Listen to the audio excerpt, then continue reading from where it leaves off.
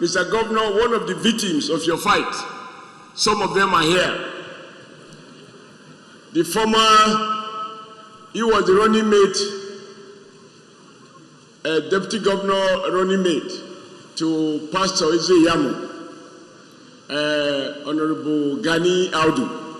When he heard that you have invited me, he said, whether I invite him or not, he will come. He drove all the way, 5-hour drive from Benin to arrive here this morning. And he came along with the number they now call G14. It includes Honorable Chris Okaigbe, Honorable Uyi Esuhoi, and there are about 14 of them, Honorable Washington. They all came to show you their faces, the scars or their faces arising from your battles in Benin. And having listened to you, I am sure they are going back with those scars gone.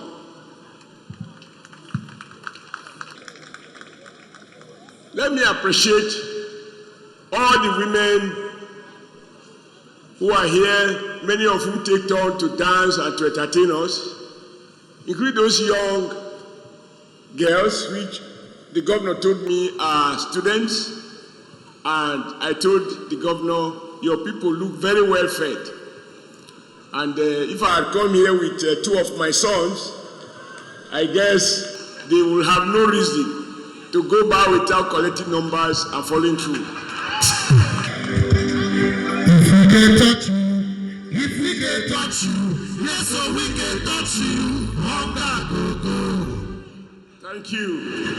As if you knew I ate so much last night and even this morning. But in spite of that, you can see my height has not improved. Let me appreciate all the traditional rulers and royal fathers that are here.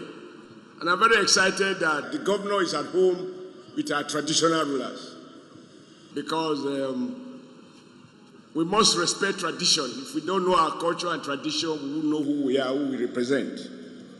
So your royal fathers, I want to appreciate all of you, including the chairman of the traditional rulers. Let me appreciate the young men, the energy you show. When you see Governor Wike doing what he's doing, he derives his strength from the fact that there are young men and women in this state who are ready to go the whole hog with him. If he comes to battle, they will join him in battle. Celebrations, they will join him in celebration. And on election day, they will join him in voting and defeating my party in Rivers. So, Wike, I will take some of the youth to Edo so that your potency will be less, and so that we may have opportunity here. But sir, on behalf of my delegation and my humble self, and even on behalf of my family, I want to thank you, sir, for Your Excellency, for extending invitation to me at this time. It means much more to me than you can imagine. Because like you said, I rose from being a worker. The only thing you didn't mention is that I was once a factory hand, earning 5 shillings and 3 pence a day, you know, in a textile factory. And so I am an ex-worker.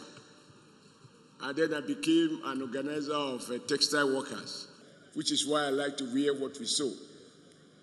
And including the one you are wearing, Your Excellency, is made by my people, if not here, somewhere else, but they are garment and fashion people. And then I became chairman of the party, a governor of Edo, president of NLC, and then I was removed as chairman. You can't know who is who until you leave an office. And so, for you, I'm just another guest. For me, I think I feel very privileged that you are inviting me at a time when I'm not in a position to do anything for anyone. Even the mouth to talk cannot be as strong when you do not have a platform. So I want to thank you for recognition. And I think that listening to you and watching what you do, there are a couple of things I think we share. What is obvious that we don't share is your height. And In spite of your attempt to overfeed me last night and even this morning, doctor has told me it's a hopeless case. You believe that in a democracy, yes, we need political parties, and we need to contest election. And that in doing so, when we make promises and people give us the benefit of the doubt, when the election season is over, we should move away from politics to projects.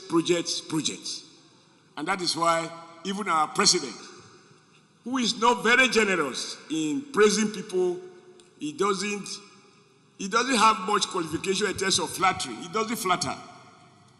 He will give you recognition if you don't merit it. And that is why I can reveal this. It took him almost 7 years before he conferred the first national honors. Because he said to me when I was chairman, we don't throw honors away. You have to honor people who really merit it. 1 year in office, 2 years in office is not enough for him to assess people. And you can see you are one of the very few. And I think it's yours that was particularly celebrated, that President Muhammadu Buhari find in your person, based on your activities, in spite of your non-flattering statement about his government, find you worthy of that honor as Mr.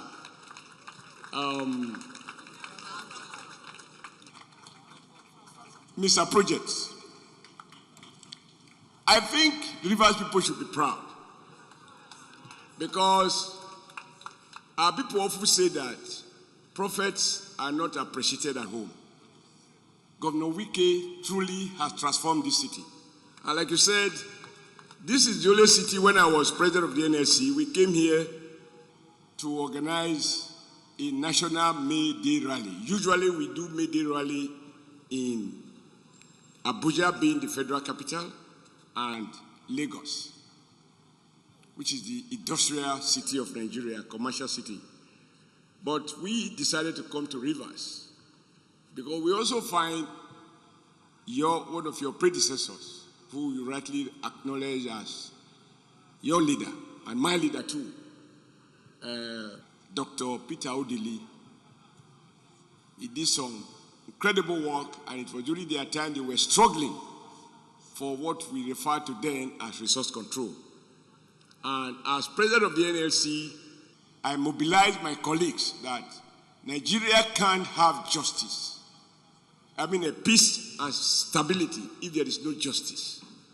And that it is unacceptable that people who live by the water can't drink the water because it has been polluted on account of economic activities of multinationals. And through that exploitation, we have resources to run the federal government. That those states deserve to have extra money, not just for the fact that the oil comes from this part of the country, but engineers also know. I'm not an engineer, but as a former president of the NLC and as a governor of Edo State, I had close interaction with engineers, including Julius Berger. I know that places like this, you need some time to pile the road or pile the foundation before you can erect a structure. So the average cost of doing a kilometer of road in Rivers must be one of the highest because of the nature of the terrain, compared to what it will cost in a place like Abuja. So, sir, I can reveal this to you. Even as we said those things I said in 2019, I admitted everything I said. Even if I deny it, Gogo cannot deny it. Gogo is a terrible recorder. If you record what I said, you just press it and you get the facts. The truth is, I haven't had anyone who is able to say with some measure of confidence that Governor Wike, you now just talk. You talk, you walk the talk. You walk the talk. As they say, talk is cheap. But like you said, in politics, I can't come to this place when we want the votes and begin to celebrate you. If I celebrate you, like our president has celebrated you now, and you are using the certificate to make the most potent campaign against my own party, what can we say? Facts are stubborn. Facts are very, very stubborn. So I agree that even your worst critic will admit that Governor Wike has made a difference. You made a difference not only in terms of projects, but even your statement this afternoon. I join you in saying, because I've had cause to say that in Benin when I was governor of Edo State, that how can a country be governed by people who cannot be trusted? When politicians make statements, make promises, or even make agreements, or even enact laws, and the laws are not to be obeyed by themselves, they are to be obeyed by others. And when they default in their promises or understanding, they will say, but that is politics for you. There was a day I said to people in Edo, I said, if to be a politician is to say what you know is not correct and push it, then you know that those who live as liars, according to my own religion, thou shalt not lie. And so if lie is the name of the game, it means we are all candidates for hell. And I don't want to go to hell. I've sweat enough on this planet Earth, and my hope is that when I depart, that I'll have a better place to transit. 2 weeks ago, Your Excellency, I had an interview. And somebody asked me, what are my views with particular reference to the issues in PDP as it relates to Your Excellency? And I said, well, I don't think I'm the right person to be asked such a question. However, if he insists I must answer, I will say, and I will repeat it here. I say, Wike is my man of the year. Because he is insisting that politics should not be about making agreements that we do not intend to deliver. Leadership is about character. And I asked the guy, I said, why will you assemble governors across party divide on their own free will? I believe in freedom of association. So they voluntarily decided to meet across party divide, both PDP governors, APC governors. They met in Asaba. And they were hosted.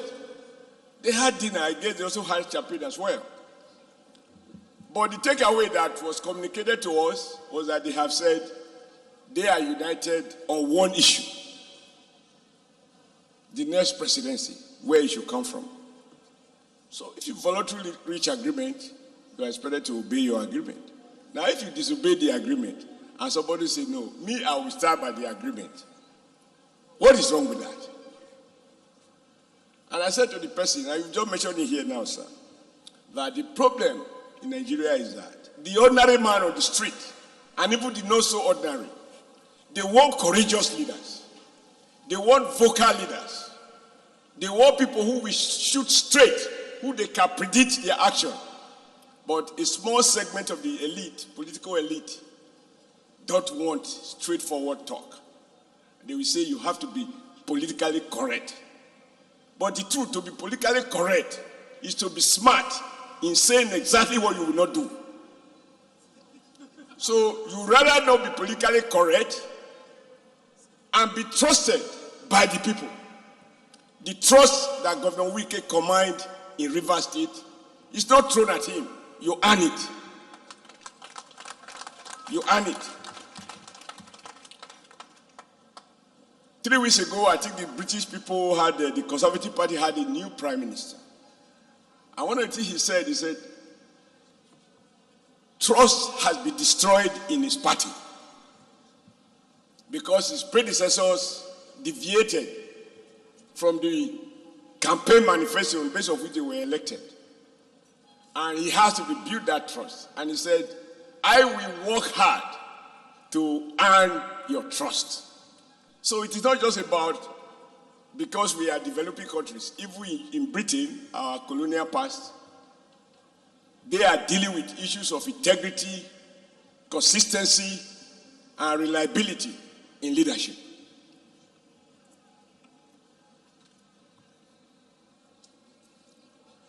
So, sir, as a short man, I'm not expected to make a speech longer than my height.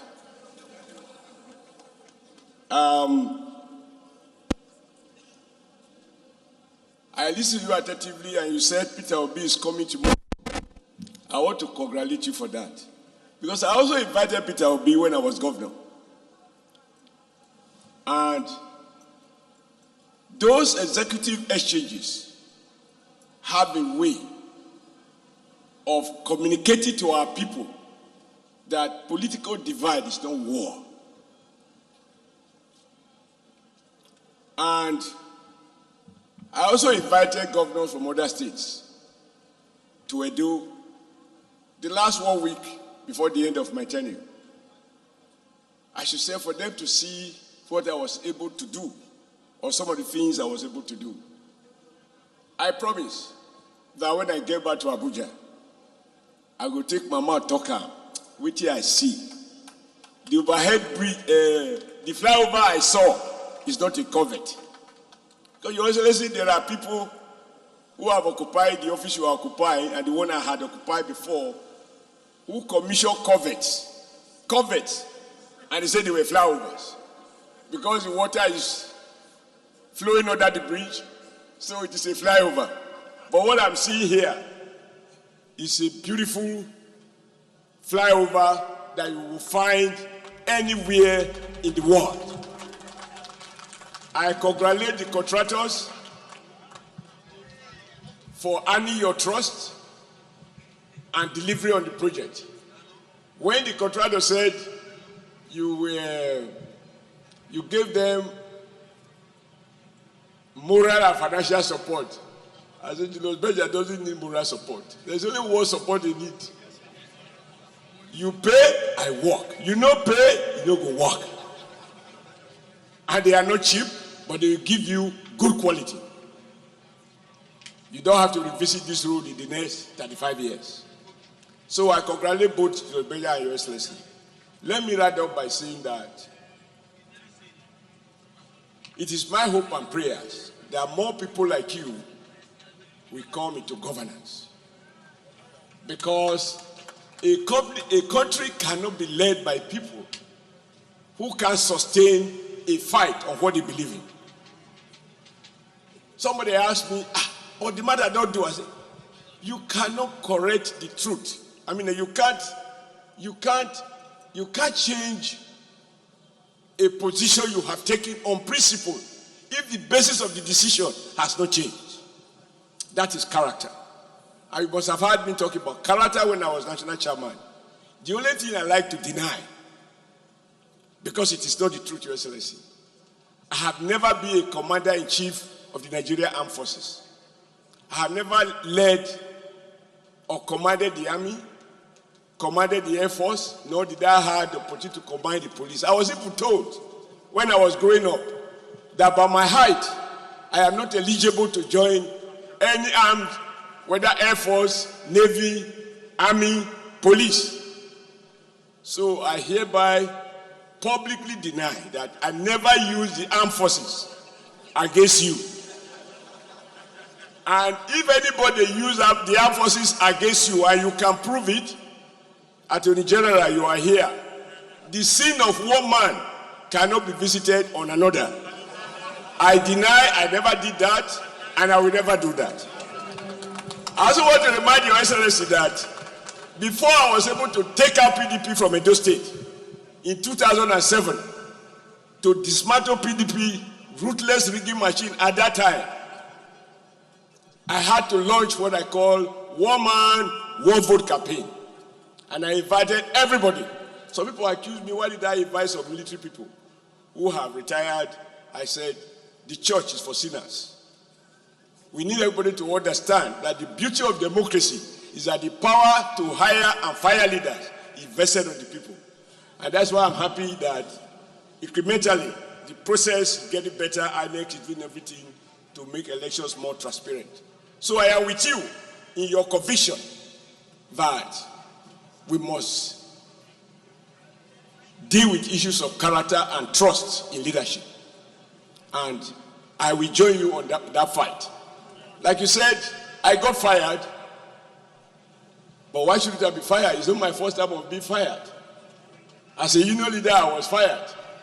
A worker, I was fired, so I became full-time union leader. So I retired as governor. I became chairman, I got fired. But my faith in Nigeria was not fired. I remain convinced that this country deserves our best. We must never allow any one of us to be frustrated. We mustn't allow war disappointment to define our life. We must see beyond the challenges of the moment and believe that others can learn from it. As you can see, you inviting me here, even after I've been fired as chairman, shows that there are still people who appreciate me.